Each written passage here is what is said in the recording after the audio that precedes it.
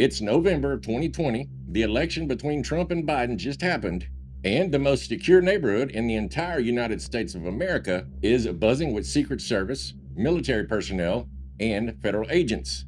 You've got the West Wing 50 yards that way, the Treasury building right over there, and eyes on every single corner. And an American intelligence official, someone who works at the National Security Council, someone with full security clearance who works inside the White House. On this night, she's walking through an unstaffed gate near the Ellipse. The Ellipse is that big oval lawn right on the south side of the White House, and it's just 200 yards away from the Oval Office. And something hits them. There's no gunshot, no explosion, no visible attacker. It's just something. And suddenly, this person, she's experiencing symptoms that doctors will later describe as something that's consistent with a severe brain injury. Not long after, the Pentagon, they investigate it. They brief members of the Senate Armed Service Committee and the House Armed Service Committee. And they basically tell them that they cannot determine the cause. Not only that, they can't identify who's doing it. And here's the detail that I can't shake. Even though this happened inside the United States, the Department of Defense, they take the lead on the investigation instead of the FBI or anybody else in the intelligence community. And they say it's because the DoD's investigation was a lot more advanced. Go ahead and sit with that one for a second. Now, look, as you know, I haven't been doing this very long, but I've done a lot of research and I've gone deep on a lot of stories. But this one genuinely got under my skin, and it did it in a way that I wasn't prepared for. Because everything else that we've discussed, that we've talked about, you can sort of explain away.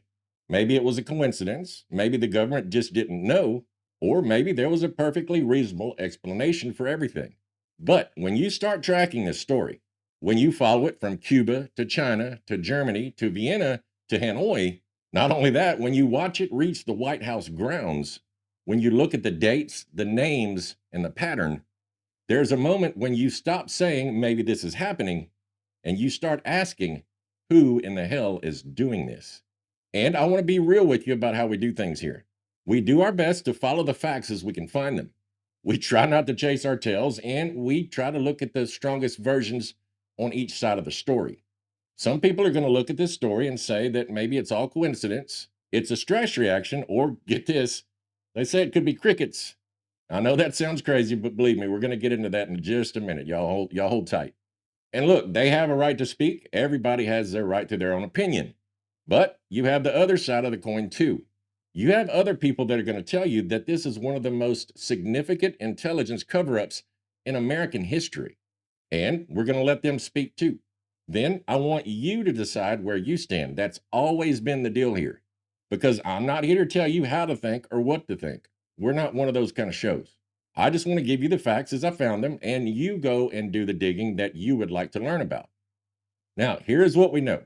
Since 2016, more than 1,500 American citizens, you have CIA officers, FBI agents, White House staff, military personnel, and their family, and they've all reported experiencing the same type of symptoms all across the world and in the United States. They have blinding headaches, vertigo so severe that they can't stand up straight, ringing in their ears, intense pressure in their skulls, memory loss, and brain injuries that are so severe that careers have ended and lives have changed forever. And nobody in power has given us an honest answer about who is doing this and why. And before someone says, here we go, another conspiracy, let me go ahead and tell you who's taking this seriously. Congress, they actually passed a law called the Havana Act. And that stands for Helping American Victims Afflicted by Neurological Attacks. They put that word attacks right there into the law. And the crazy thing is, it passed both chambers. And it passed unanimously, both parties. Not one person voted no. Then you had the House Permanent Select Committee on Intelligence. They released a report in December of 2024. And that report says, and I'm quoting from the official document right here, it appears increasingly likely that a foreign adversary is behind some of these attacks. Then you had the Senate Intelligence Committee. They issued their own bipartisan report criticizing the CIA on how they treated their victims. And then there's the Defense Intelligence Agency. They had their own investigator who ran the Pentagon's investigation in this for 2 full years. And when he was done, he actually went on 60 Minutes and said if my mother had seen what I saw, she would say, "It's Russia, stupid." That's what he said. Now, as of 2023, the official government position is they say that it's very unlikely that a foreign adversary is behind any of this. And what's weird is some people will find that reassuring. They'll say, see, the intelligence community looked at this and they said everything's cool. They said it's probably stress, pre existing conditions, or again, like I said earlier, crickets. And maybe they're right about the first two. I don't know about the last one, but maybe they're right about the first two. But here's what I keep coming back to. And stick with me. I know this is a stretch, but believe me, I'm going to connect the dots later. On January 3rd of 2026, the United States Special Forces, they conducted a raid there in Caracas, Venezuela. And I'm sure you've heard this on the news that they captured the Venezuelan president. Now, one of the crazy things is one of the guards that was there a couple days later, he spoke to a journalist. And he said at one point they launched something. And when he said they, he means America. He said, I don't know how to describe it. It was like a really strong sound wave. He said, suddenly I felt like my head was exploding from the inside. We all started bleeding from the nose, as some were actually vomiting blood, and we fell to the ground unable to move. Then our White House press secretary, Carolyn Levitt, she personally shared that story on her official government account. And when President Trump was asked about this on camera, he said, no one else has it. We have weapons that no one knows about. I'm sorry, I'm trying to practice my Trump impression. My son does it really well. I tried to get him to do it, but he's too scared. He's a punk. Anyways, let me go ahead and ask you this. If the United States has been using directed energy weapons on foreign soldiers in a way that the White House itself promoted publicly, why is it so hard to believe that Russia or China or any other country out there, they might have the same technology and they're not scared to use it? To me, that very unlikely conclusion that they said earlier, it's definitely not reassuring. To me, it's one of the most frightening sentences that the intelligence community has ever said. Welcome back, listeners and watchers, to another episode of Relative Perspective. As always, I'm your host, Stephen, and tonight we're talking about the Havana Syndrome. And believe me, this goes deeper than you can ever imagine. Real quick, before we get into it, if you're new here, welcome home. You found the right place. This is where we try to dig as deep as possible into things that a lot of people are scared to talk about. We follow the facts, we respect both sides, and we trust you to make up your own mind. So go ahead and hit the subscribe button, pound down on the like button, and share this with someone who loves a good deep dive. And to the regular crew, you already know what time it is. Let's get into it. But first, as always, I want you to remember, your truth depends on where you are standing. And that, my friends, is relative perspective.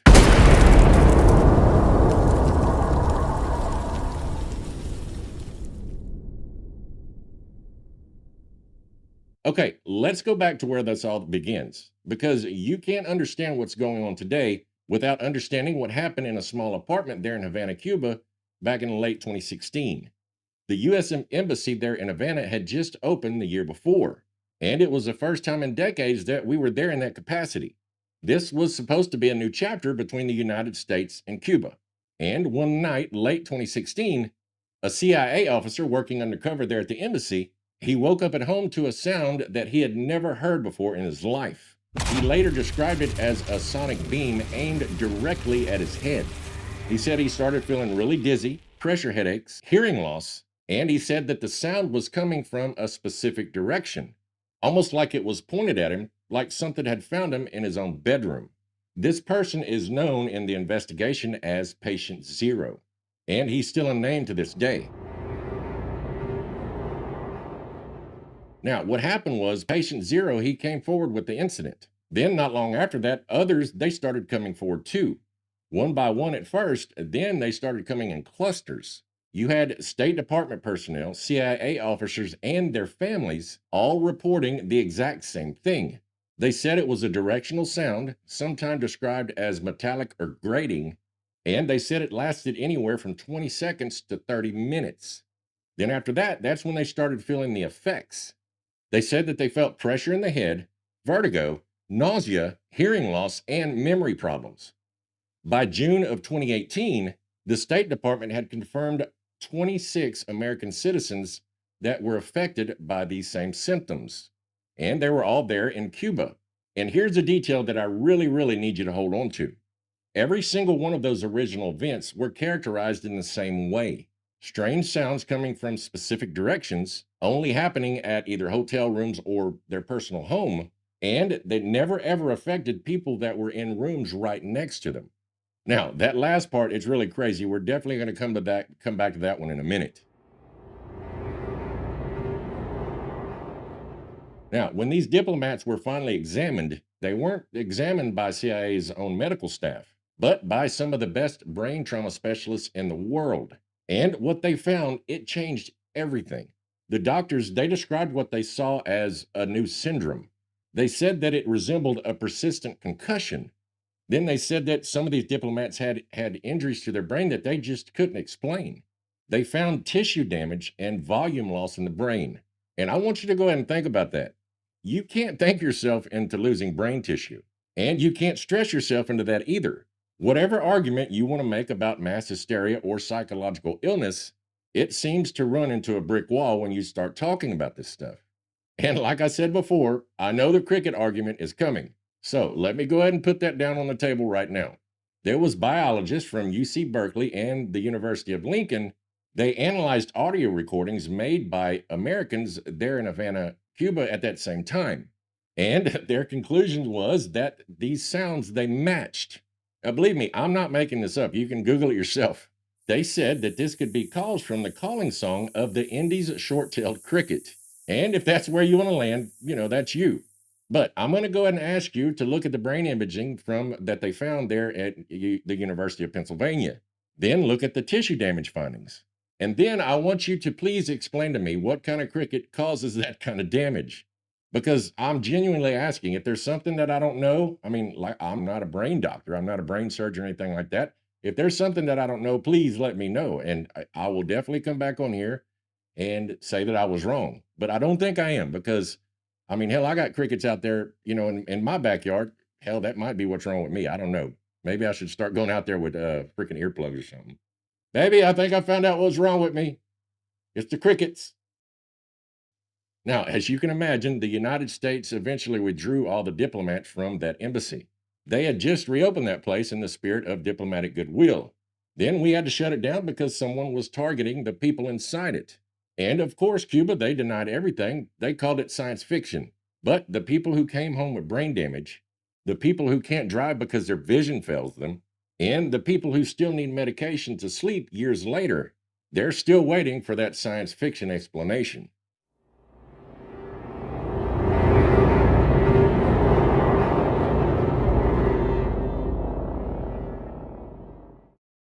And here is where the story it stops being a Cuban story, because if Havana were the only place, then maybe we could explain this away. Maybe it was old Soviet era surveillance equipment that malfunctioned, or hell, maybe it was crickets. Hell, I don't know. But let me go ahead and show you what happened next. In the fall of 2017, Catherine Werner, she woke up in her apartment there in Ganju, China.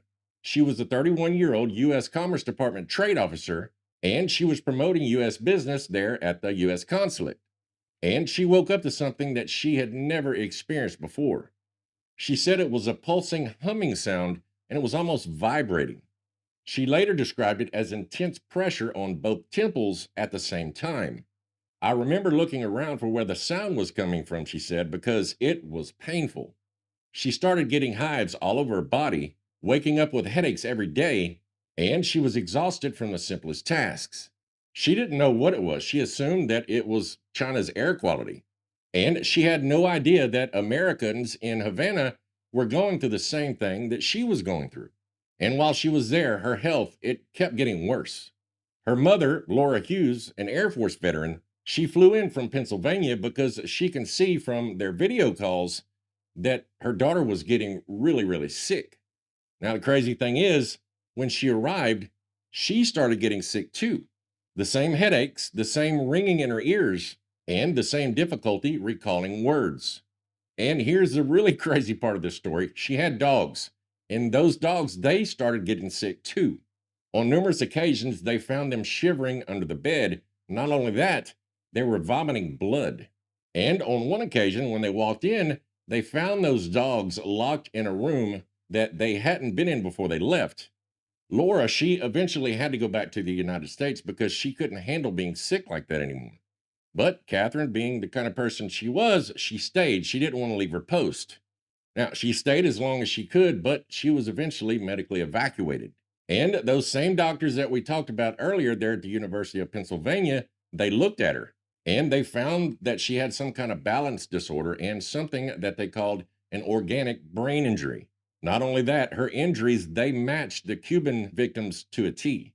Then in 2018, Secretary of State Mike Pompeo, he publicly confirmed her case. And here's where it gets really, really uncomfortable. The State Department, they confirmed Werner's case. But when 14 other U.S. personnel there in China came forward with the same kind of symptoms, the State Department, they sent a note, and this is what it said. We have reached the decision that your symptoms and findings do not correlate with the Havana cohort.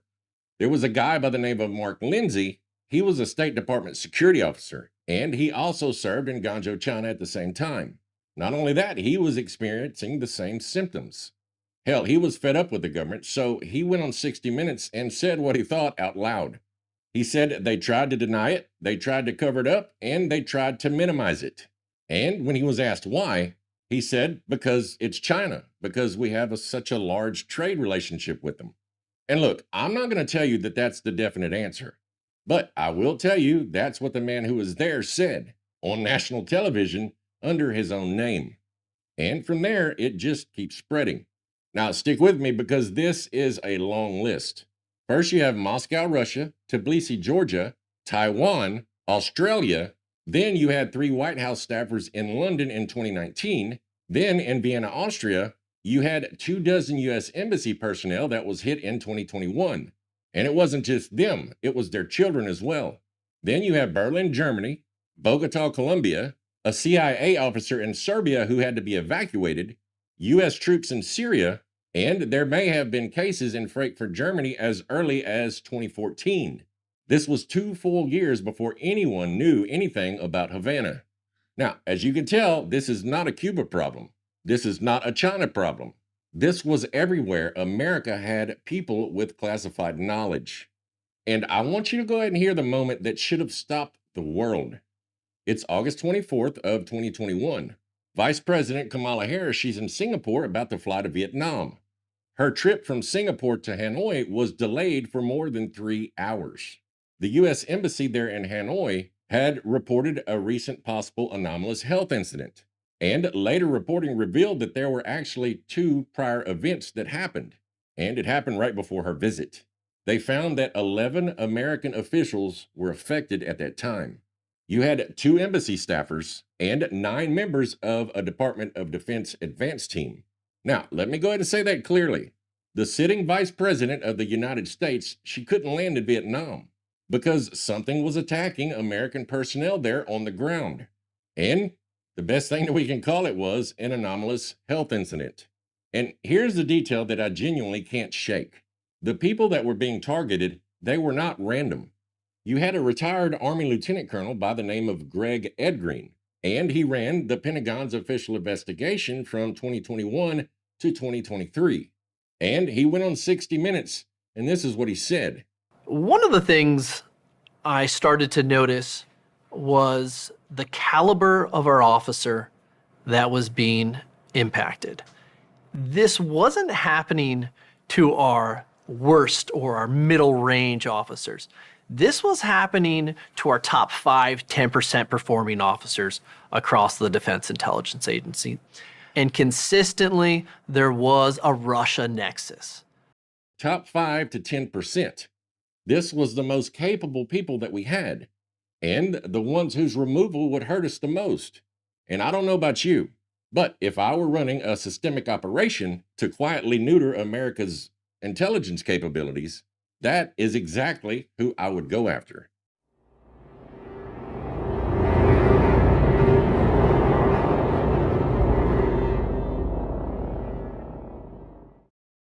Okay, look, I can keep going with the list of countries and dates and reports, but I want to stop for a second because this story, it's not about governments, it's about people.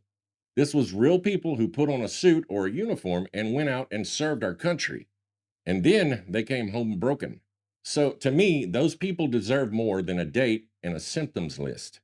First, let's talk about a guy by the name of Mark Polymeropoulos. This dude, he's seen a lot. He spent 26 years in the CIA. And while he was there, he rose to the senior intelligence service level. Think of that as the equivalent of the rank of a three-star general. Like I said, he's done a lot. He recruited spies in the back alleys of dangerous neighborhoods. He worked counterterrorism operations there in the Middle East, and he spent extensive time in Iraq and Afghanistan. He was decorated, and he was highly effective. This was exactly the kind of person that this country needs doing this type of work. In December 2017, Polymeropoulos was on an official trip there in Moscow. He was the CIA's deputy chief of operations for the Europe Eurasia Mission Center at the time, and part of his job was overseeing operations against Russia. He checked into a hotel near the US Embassy, and in the middle of the night, he woke up. And here's how he described it on 60 Minutes. I woke up in the middle of the night. No, I didn't hear any sound, but I woke up with incredible vertigo. The room was spinning. I had a blinding headache. I had tinnitus ringing in my ears, and I felt like I was going to be physically sick. It was a terrifying feeling where I lost control. Something that seriously happened to me, and I remember feeling, that this is so unusual. I'd been shot at in places like Iraq and Afghanistan. I'd been in physical danger, but this was terrifying. Now think about that. The most terrifying experience of his life. It was in Afghanistan, and it was in Iraq. It was in a hotel room in Moscow. And when Polymeropoulos got back to the United States, he went to the CIA Office of Medical Services. Then he asked them directly, is this consistent with Havana Syndrome? And their answer was no. He specifically asked to be sent to that same university that had been looking at all these other victims over there at University of Pennsylvania. But he was denied repeatedly. And by March and April of 2018, he had developed brain fog so severe that it changed everything in his life. Not only that, he had lost long-distance vision to the point where he couldn't drive. And he became so debilitated by fatigue and chronic headaches that he had to retire from the agency that he loved so much. After 26 years, he didn't choose to retire. He physically had to leave. And when he finally went public about everything, he called it what it was. He said that this is a massive CIA cover-up. And I say this with great regret because that's an organization that I loved. Now, later on, a senior CIA official, he reviewed his case files. And that official said that this is the biggest cover-up that I've seen in my adult life. Now, look, man, I think about that. I spent time in the Army, and you make a deal when you sign up for something like that. You do the hard thing, you go where they send you, you carry what you're asked to carry, and that's the deal. The unspoken deal that makes it all worth doing. And that deal is when something goes wrong, your institution, it should have your back. And for Mark Polymeropoulos and hundreds of people like him, that deal, it got broken completely. And to me, that might be the most important part of this whole story. Now, let's go ahead and finish talking about Catherine Werner when she came home from China. And like I said, her mother, she came home with the same diagnosis. Now look, Werner, she has fought really hard for recognition, for care, and for answers about what happened to her.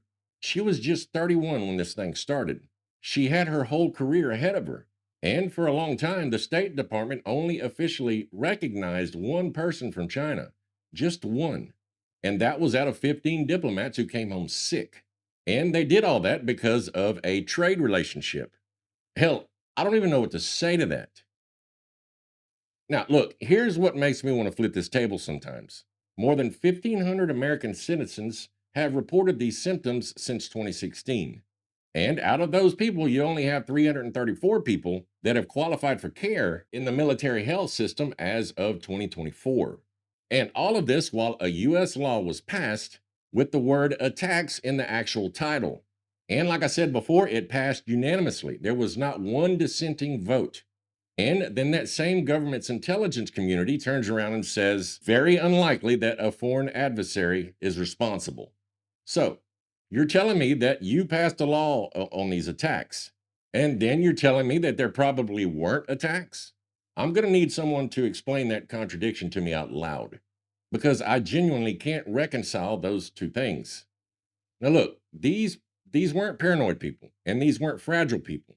People like Mark Polymeropoulos, who survived 3 decades of intelligence work in some of the most dangerous places on earth. And this dude still needs medication to help him sleep. And he put it best himself. He said, "Many of us have said, subsequent to being injured, we wish we'd been shot. We wish that there was a gunshot wound to show people." He said that because then someone might believe him. God, that kills me. Now you understand why I might want to flip this table.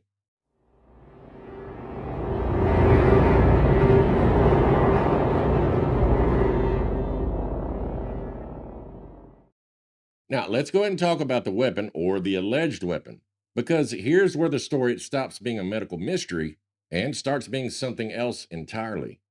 In December 2020, the National Academies of Science, Engineering, and Medicine, they published their report on all this. And I want you to go ahead and understand what that means. The National Academies is as prestigious as it gets when it comes to talking about this science stuff. These are the top experts in the world, and they're funded to tell the truth. They studied every possible explanation. They studied pesticides, stress reactions, mass psychology, environmental toxins, and yes, they even studied those damn crickets. They did it all. And their conclusion was this: directed pulsed radio frequency energy appears to be the most plausible mechanism in explaining all of these cases. Directed pulsed radio frequency energy. That is the most prestigious scientific body in the United States of America, and they're telling us that the best explanation for what's happening to these people is a damn weapon. Now, let me go and explain how directed energy actually works.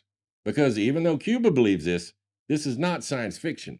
This technology, it's real, and it exists now.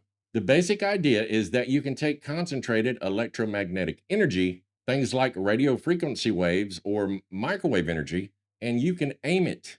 You can aim it like a beam at a specific target. And that's why we mentioned that room thing earlier. You can aim it at a specific room, not the room next door, that room. And that right there, that is a characteristic of directed energy. I want you to think of it like focusing a flashlight. You can turn the front of it and you can make that light beam either wider or tighter. Now, what makes this weapon so effective is this energy can penetrate walls, it's invisible, it makes no sound, and it leaves no physical trace. And this weapon, it can cause intense pressure, acute pain, and neurological damage without ever physically touching a person. Now, look, here's a part of this story that most people, they genuinely don't know, because this has actually happened before. In 1953, when the United States moved into its embassy building there in Moscow, the Soviets, they started beaming microwave radiation at it. And they did this continuously. Not for days, not for months. They did it for 23 damn years. And they did all this from a residential building approximately 109 yards away. They aimed it specifically at the east side of the building. They did this for 9 to 10 hours a day starting in 1953. And the people inside that building, they didn't find out till 1976. Like I said before, 23 years where those people were being exposed without even knowing what the hell was going on.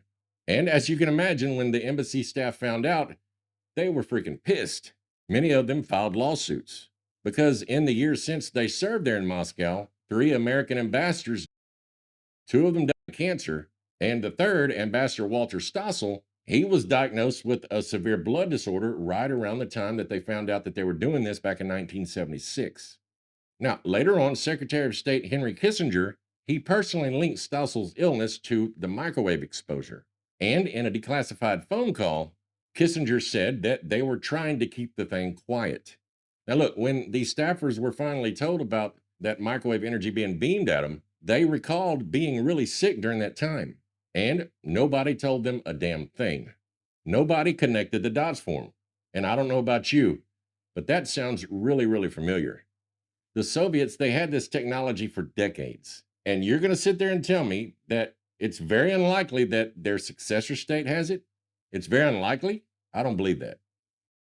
Now, in April 2024, CBS's 60 Minutes, Germany's Der Spiegel, and The Insider, they published the results of a joint 5-year investigation. And what they found is something that I want you to hear clearly. They found evidence linking a specific Russian military unit to all these Havana Syndrome cases. They called it GRU Unit 29155. These are Russia's assassination and sabotage operators. These guys are tied to assassination attempts and bombings all across Europe. And investigative reporter Christo Grosif, he found something buried in the financial records of this same unit. An accounting document showed that an officer of that same unit, he received a bonus, and he received it for work on potential capabilities of non-lethal acoustic weapons. This dude said on camera, it's the closest to a receipt that you can have on this.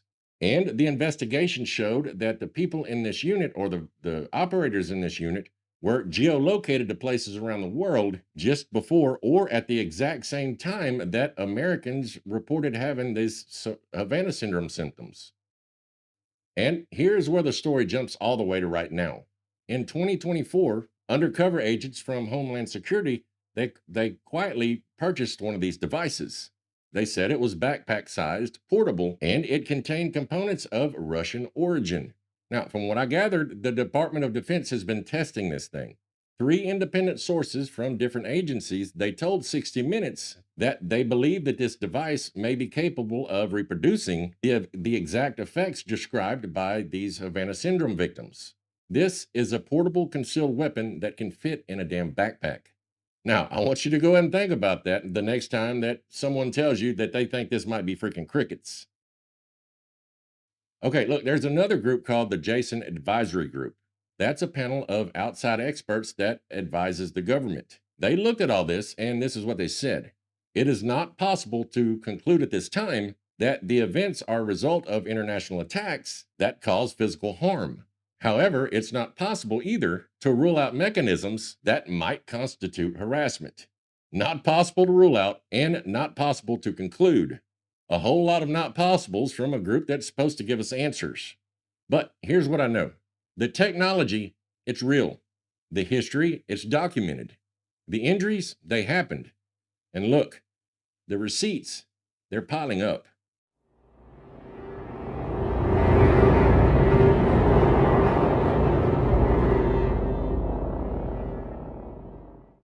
Okay, I want to stop right here because everything that we've talked about tonight, you've got Cuba, China, Russia, and the White House, all of it has been about Americans being targeted. And the official U.S. government position has been very unlikely that a foreign adversary is responsible. But on January 3rd of 2026, something happened that changed that whole conversation because this story, it stopped being one-sided. In the early hours of January 3rd of 2026, the United States launched Operation Absolute Resolve. Nearly 200 operators from Delta Force and SEAL Team 6, they hit Caracas, Venezuela hard. The target was, of course, Venezuelan President Nicolas Maduro. What followed was one of the most technically advanced military raids in American history. You had more than 150 aircraft launched from different bases, land and sea. Their strikes, they knocked out radar systems, communications infrastructure, and air defense installations across the country before any boots hit the ground. And I'm sure you know, they got Maduro, and they brought him to a New York courthouse within days. 7 American service members were wounded, and U.S. forces are assessed to have 75 to 100 Venezuelan and Cuban soldiers during that raid. By any measure, that was a stunning operation. But it wasn't the helicopters or the operators that made tonight's episode necessary. It was what a guard on the ground said happened that night during that raid. A few days after they got Maduro, a man claiming to be a Venezuelan security guard, he gave an interview, and his account, it spread all across social media. And on January 10th of 2026, White House Press Secretary Carolyn Leavitt, she shared it on her official government account. She captioned it, "Stop what you're doing and read this." And here's what that guard said. At one point, they launched something. I don't know how to describe it. He said it was like a very intense sound wave. Suddenly, I felt like my head was exploding from the inside. Then he said we all started bleeding from the nose, and some of us were vomiting blood. We fell on the ground, unable to move. Then he said we couldn't even stand up after that weapon or whatever it was hit. He ended it by saying, I've never seen anything like it. And the White House, it didn't rush out to call that account a fake. Now, President Trump was asked directly in an interview whether a directed weapon was used during that raid. And this is what he said. He said, no one else has it. We have weapons that no one knows about. Then he said, it's probably better that we don't talk about it, but we have amazing weapons. And then he said, it was an amazing attack. Now get this, he later called that weapon the Discombobulator. And on January the 23rd, just weeks after the raid, the Pentagon's own chief technology officer, he publicly posted, yes, the Department of War has directed energy weapons, and yes, we are scaling them. Now look, here's the question that I need you to go ahead and sit with. The official position of the United States intelligence community is that it is very unlikely that either China or Russia are using these type of weapons on us, on our own people. And at the same time, the United States just used directed energy weapons on Cuban and Venezuelan soldiers. And rather than deny it, the White House, it amplified the account. The president bragged about it on camera, and the Pentagon confirmed that they are scaling these capabilities as we speak. Now, Foreign Policy magazine, they put it exactly right. They said that the descriptions of the effects of these attacks, they're eerily similar. A Venezuelan guard, he bled from the nose, he vomited blood, and he couldn't stand up. Now, to me, that sounds like the same description that those CIA officers have been giving since 2016. Some people will say that America using this technology doesn't prove that Russia has it. And look, that's a fair argument. I'll give you that. But I want you to think about this for me. Russia, they've been working on this type of technology since the 1960s or earlier. And as far as we know, China's been doing it since the 1980s, probably before that. Then the US had the Moscow signal to study for 23 years, and then they ran Project Pandora. Then the military built what they called the active denial system, which is basically an energy weapon used for crowd control or perimeter security. This thing is very effective. They sometimes refer to it as either heat ray or pain ray. They said that it makes you feel like your damn skin is on fire. And that's just what we know we have. And then we just used something in Caracas that made soldiers bleed from the nose. Now, other people will tell you that's exactly right, that Russia's capabilities and America's, they're not the same, that the accounts from Venezuela are single sourced and they're not verified. They say that you can't draw a straight line between Caracas and Havana. And I definitely respect that position. But here's what's got me thinking. After 60 years of parallel research by Russia, after documented financial records showing that their assassination teams are getting paid for using these types of weapons, and after their own history of beaming microwaves at our own people for 23 years, and then the intelligence community, they looked at all that and they said, very unlikely. To me, that sounds just like a bunch of bullshit. You see, the United States, they built the weapon, they deployed the weapon, they bragged about the weapon, and they're currently investigating whether its enemies are using the same weapons on us. Ooh, I'm getting pissy right now. This is crazy. You know what I was thinking? It's taken me forever to get through this episode. I think Trump might be trying to use that discombobulator on me. Hey, baby, get me some tinfoil.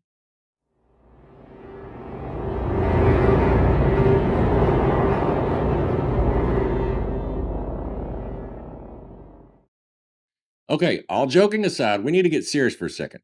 Those of you who've been riding with us through the last 2 or 3 episodes, you know where we're going next. We've been doing our best to build a case between these episodes. You had scientists dying, researchers disappearing, a pattern the FBI is now formally investigating, and tonight we're going to do our best to close that loop. Because Havana Syndrome and the story of the 11 scientists that are missing, well, now there's 13, to me, they're not that different. I believe that they're a small part of the same story. Now, let me tell you why. In the episode where we talked about the 11 missing scientists, we ended that episode with a lady by the name of Amy Eskridge. Now, let me go ahead and give you a recap on who she is.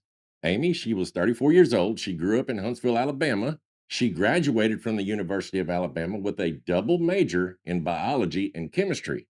Not only that, she went on to master electrical engineering, physics, and genetic engineering. Then she co-founded the Institute for Exotic Scientists and she served as the president. Now, that all that should tell you this girl was freaking smart. Her research, it focused on plasma physics and anti-gravity propulsion. This was the kind of science that sits right there at the intersection of aerospace, defense, and what the government calls exotic physics. Now, look, to get everything that she had done, you could tell that she was a hard worker and she was brilliant. And to get all that done at her age, that was an amazing feat. And she was working on something that at least some people very badly did not want her working on. On May 13th of 2022, 1 month before she Amy Eskridge, she sent a text message. And here's what it said. If you see any report that I killed myself, I most definitely did not. If you see any report that I overdosed myself, I most definitely did not. And if you see any report that I killed someone else, I most definitely did not. She sent that message to a guy by the name of Frank Milburn. Now, if you paid attention to the episode that we did about her, you know that Frank Milburn was a retired intelligence officer that she had been corresponding with. She warned him not to accept any report of her. Now, look, this is how bad it got for her. She described receiving death threats every day. She was being followed. She said that people approached her in bars with knowledge of her intimate life.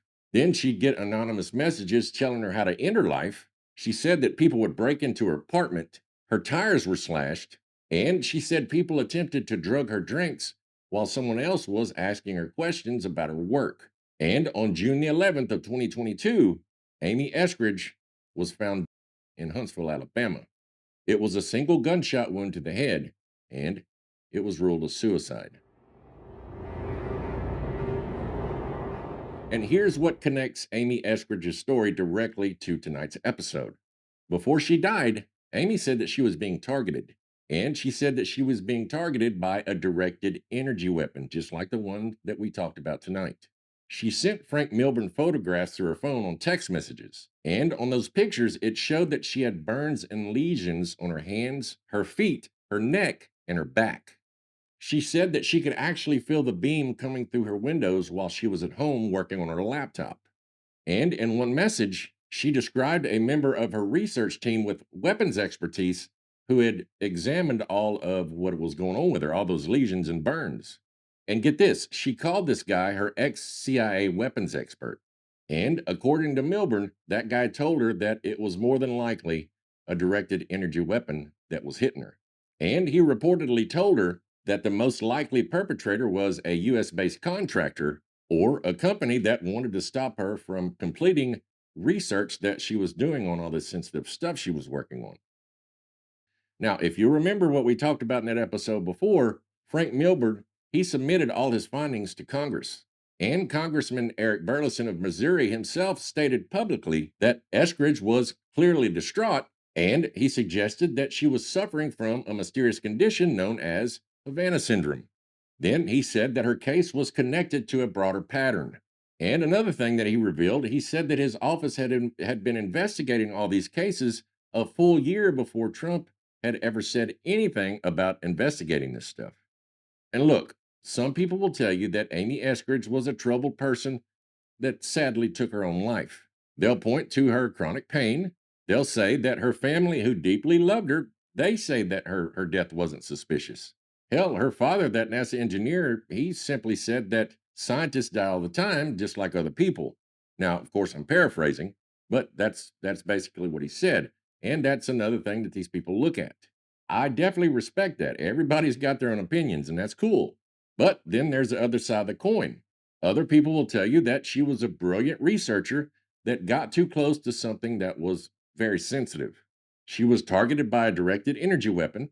She documented her injuries. She warned numerous people that she thought that someone was trying to kill her, and she was found a month later. Now, the FBI is formally investigating her case as part of a broader pattern. Both sides of that argument, they deserve answers. And I feel like neither one of them, they're getting it right now. I want to say this before we stop talking about Amy. Frank Milburn, he spoke to her by phone hours before she was found. He said that she seemed calm, and she spoke about people trying to derail their work. Here's something that I just found out during my research. After her death, her co-workers they reached out to Milburn anonymously and they started reporting their own experiences. Things like break-ins, harassment, and surveillance. None of them are willing to go on record and I damn sure don't blame them. And Milburn later put out his own public statement. He said that I'm not suicidal or I'm not contemplating. And if anything happens to me, something like an accident or other suspicious event, it should be fully investigated as suspicious. Now, he doesn't feel safe, and you can't blame him. Hell, I'm kind of scared talking about this crap right now, if you want to be honest. But this is what I promised to do, and I'm going to do my best to keep going. Now, Amy, she was 34 years old. She had her whole life in front of her, and all she was trying to do was build something to change how we get to the stars.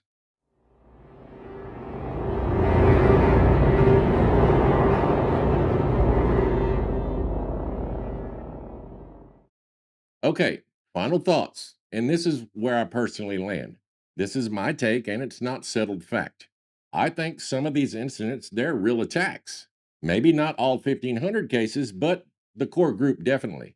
Like the ones with brain imaging showing actual tissue damage. I feel like something happened to these people. And as for who did it, some people will tell you Russia, and others will tell you that it's somebody else. And the evidence is genuinely compelling on both sides. Evidence like Unit 29115 located near all these sites. And then you had those Russian financial documents showing bonuses for the people that use these weapons.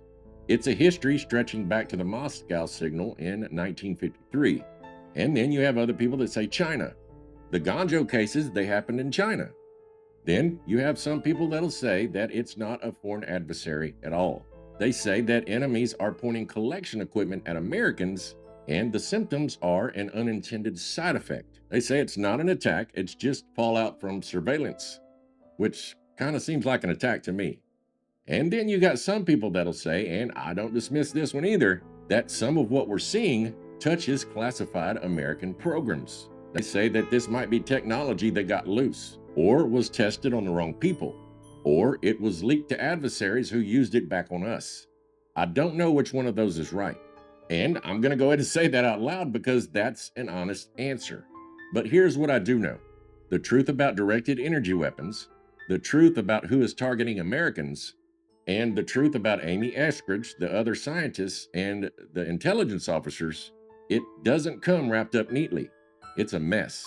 It all seems to involve classified programs and institutional politics, which to me is a really, really sad thing. Because if you don't hear anything from me tonight, I want you to hear this one thing.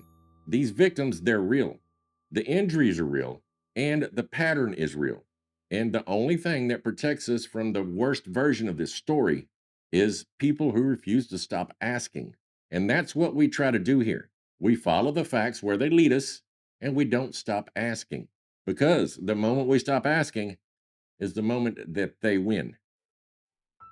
Now, look, I'm going to end this segment with Mark Polymeropoulos and what he wrote in March of 2026.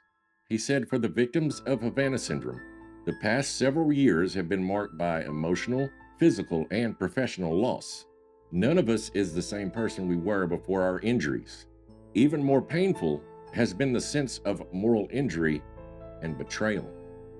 Now, he's still fighting for himself and for everyone who came after him. And Mark, he deserves that acknowledgement. Hell, they all do.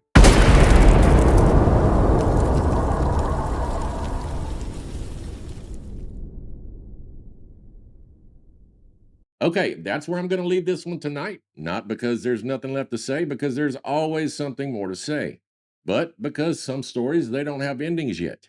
The FBI and congressional investigations, they're still open, and they're claiming that it's more aggressive than ever. And if history has told us anything, we normally don't get answers on what we want answers on. So hopefully this is a different story. Hopefully we do get answers. But before I let you go, I want to ask you something. And I want you to really, really think about this one. The US government is actually compensating people for some of these attacks that they had, while they're also saying that it's very unlikely that these attacks are coming from a foreign adversary, which means either the attacks were real and someone did them, or the US government, they're paying people for injuries that nobody caused. And neither one of those answers is comfortable. So here's my question. If a foreign adversary has systematically been targeting Americans for the last 10 years, and the intelligence community spent those same 10 years telling the victims that it probably wasn't happening, who benefited the most from that conclusion? Go ahead and drop your answer in the comments. I genuinely want to know where you land on this. Okay, I'm going to start a new segment. I tried this a while back and I'd really like to try it again. We used to be called Relative Perspective Paranormal Confessions because I love paranormal stories. So what I'd like to start doing is collecting your paranormal stories if you would send them to me, and I would like to highlight them on one of our episodes. I actually have a paranormal story that was sent in to me a couple weeks ago by a person that asked to be unnamed, and I'm going to respect that. And I'm going to go ahead and play it next week in our episode. But I wanted to go ahead and give you guys a heads up. So if you have any type of paranormal stories, any story that you can't explain, or if you want to give me an idea for an episode that you would like for me to do a deep dive on, all you have to do is email me at relativeperspective76@gmail.com, or you can check out my new website at relativeperspectivemedia.com. We just started up. Go check it out and let me know what you think. And if you're new here and you made it this far, welcome home. You already know what to do. Go ahead and hit the subscribe button, pound down on the like button, and share this episode with someone who loves a good deep dive.